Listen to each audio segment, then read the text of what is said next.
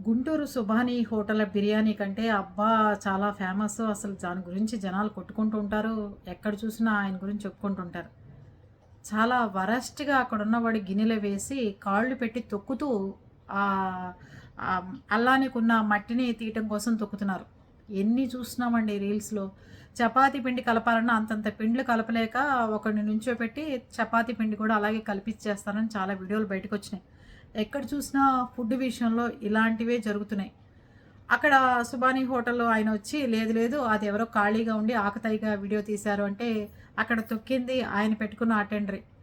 ఆయనతో అక్కడ అతను తొక్కి గిన్నెలో చేస్తున్నప్పుడు వీడియో తీస్తుంటే అతని వెనకాల పనిచేస్తున్న స్టాఫ్ కూడా అక్కడే ఉన్నారు. తప్పని వరించాలి కదా! కనీసం అంటే రోజు దినచర్యగా చేస్తున్నారు.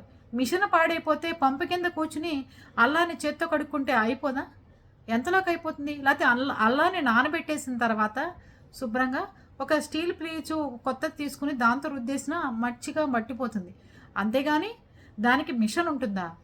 ఏం పద్ధతులండి ఇవన్నీ? ఎవరు తిని బతకాలి ఇలాంటివన్నీ? అది పరిస్థితులు. ఇప్పుడు ఫుడ్ అధికారులు దాని మీద దాడులు చేసి చూడటానికెళ్తే పరిస్థితులు చెప్తున్నారు. ఒక్కొక్కరు ఒక్కొక్క రకంగా. ప్లీజ్ అండి తినేటప్పుడు నీట్‌గా వండండి. మీ దగ్గర డబ్బులు పెట్టి కొనుక్కోవడానికొచ్చింది మా ఆరోగ్యాలు పాడు చేసుకోవడానికి కాదు. దాంట్లో మీ పిల్లలు, మీ ఫ్యామిలీ గూడా ఉంటుందని గుర్తుపెట్టుకోండి. మీరు చేసిన తప్పే ఇంకోడు కూడా చేస్తుంటే మన ఫ్యామిలీలు ఎలా డిస్టర్బ్ అవుతాయో ఆలోచించుకోండి.